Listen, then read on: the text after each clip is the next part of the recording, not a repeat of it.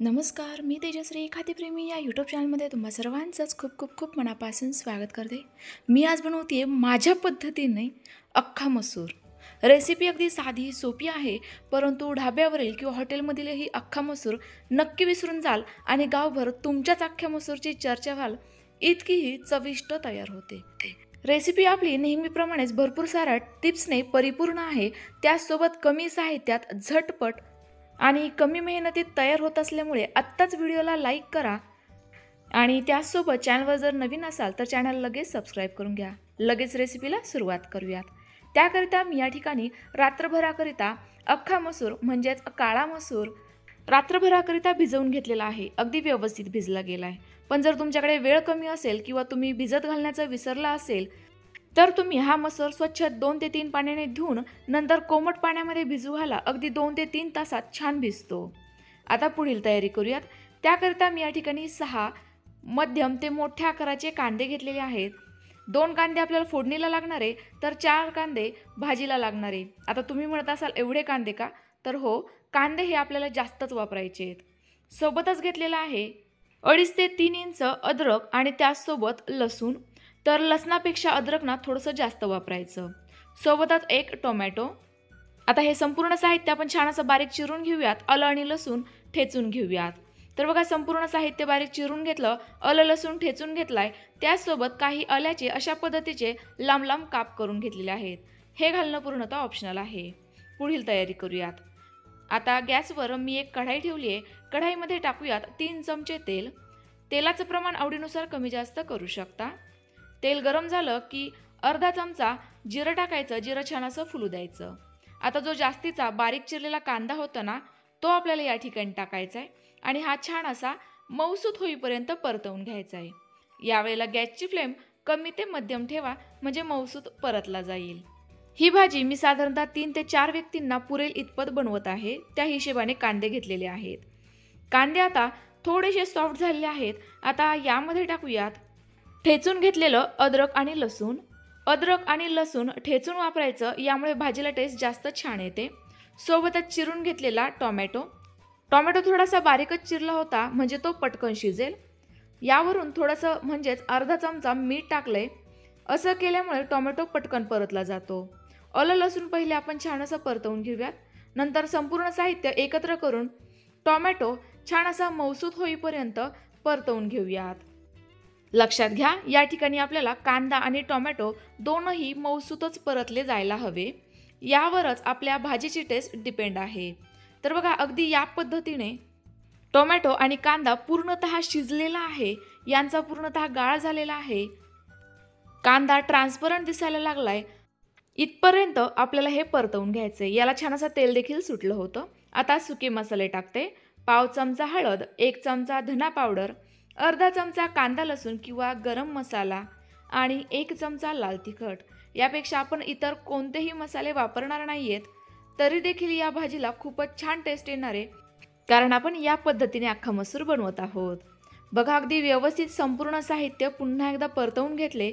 कच्चे मसाले हे अगदी व्यवस्थित असे परतले गेले आहेत. यांना छान असं तेल सुटलंय. आता यामध्ये टाकूयात भिजवून घेतलेला अख्खा मसूर. आता काही जणांना हे अख्खे मसूर कसे असतात माहिती नसेल तर साईडला मी एक फोटो दिलेला आहे. बघा, त्या पद्धतीने हे दिसतात. कोणत्याही किराणा दुकानामध्ये सहजतेने मिळतात किंवा कडधान्याच्या दुकानातही सहजतेने मिळतात. आता हे मसूर देखील या मसाल्यांमध्ये अगदी छान असे परतवून घेऊयात. यामुळे आपले मसूर आणखी जास्त चविष्ट लागतील, कारण यामध्ये ना मसाला छान असा मुरला जाईल.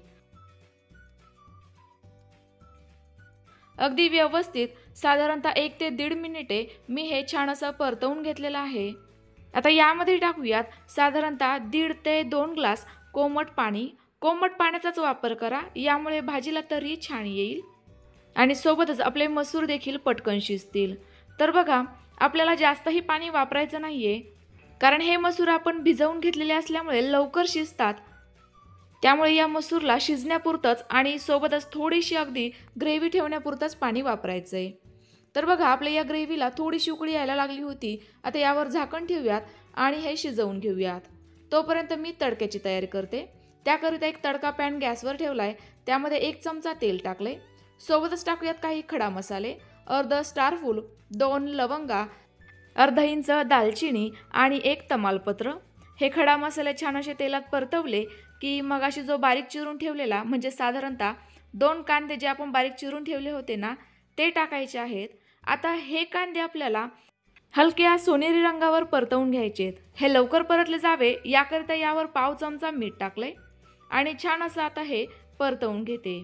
यावेळेला गॅसची फ्लेम मध्यम ते थोडीशी जास्त ठेवली तरी देखील चालणार आहे, जेणेकरून हे पटकन परतले जातील। तर बघा यांना हलकासा गोल्डन रंग आलाय। या कांद्यावरच खरी आपल्या भाजीची टेस्ट डिपेंड आहे, त्यामुळे कांदा अगदी व्यवस्थित परता। सोबतच टाकूयात मगाशी लांब लांब आकारामध्ये कट करून घेतलेलं अद्रक आणि 2 हिरव्या मिरच्या। सोबतच अर्धा चमचा तडक्याकरिता किंवा रंग छान येण्याकरिता काश्मीरी लाल तिखट। पुन्हा एकदा व्यवस्थित मिक्स करून घेऊयात आणि परतवून घेऊयात, जेणेकरून मिरचीतील कच्चेपणा दूर होईल। तडका आपला तयार झालाय, तो इकडे आता भाजीमध्ये टाकायचा आहे। एवढ्या वेळामध्ये आपलं मसूर देखील छान असं शिजलं गेलं तर असणारच आहे, साधारणतः 70-80% तरी शिजलं गेलं असेल। तडका यामध्ये टाकलाय, व्यवस्थित मिक्स करून घेऊयात। बघा भाजीला रंग अगदी मस्त आलेला आहे। आता पुन्हा एकदा हे मिक्स करून घेऊयात आणि साधारणतः 7 ते 8 मिनिटांकरिता पुन्हा एकदा यावर झाकण ठेवूयात। साधारणतः 7 ते 8 मिनिटांनंतर आपली अख्खा मसूरची भाजी तयार झाली आहे। सुगंधावरूनच लक्षात येत आहे। थोडीशी यावरून बारीक चिरलेली कोथिंबीर टाकूयात आणि यातील एखादा मसूर बोटांवर दाबून बघूयात। बघा अगदी परफेक्ट ग्रेव्ही तयार झाली आहे। रंग जबरदस्त आलेला आहे। मसूर आपला अगदी व्यवस्थित असा पूर्ण दिसतोय, परंतु तो मऊसूत शिजलेला देखील आहे। तुम्ही ढाब्यावर किंवा हॉटेलमध्ये जेव्हा अख्खा मसूर खाता त्यावेळेला तुम्ही बघितलंच असेल, हे मसूर पूर्ण अगदी व्यवस्थित मोठे दिसतात। यांचा गाळ झालेला नसतो। अगदी त्याच पद्धतीने आपलाही मसूर मऊसूत शिजला गेला आहे तरी देखील व्यवस्थित दिसतोय। भाजीला तर्री आणि रंग दोन्ही देखील छान आलेले आहेत। त्यामुळे तुम्ही माझ्या पद्धतीने हा अख्खा मसूर एकदा तरी घरी नक्की ट्राय करून बघा। हा तुम्ही भाकरीसोबत, चपातीसोबत, नानसोबत किंवा भातासोबतही सर्व करू शकता। जबरदस्त लागतो। माझी तर ही फेवरेट रेसिपी आहे। तुमच्यापैकी किंवा तुमच्या फॅमिलीमध्ये कुणाकुणाला ही भाजी आवडते कमेंट्स करून पटापट सांगा। मी तुमच्या कमेंट्सची वाट बघतीये। पुन्हा भेटूयात अशाच एखाद्या नवीन आणि छानशा रेसिपीसोबत। तोपर्यंत बाय बाय।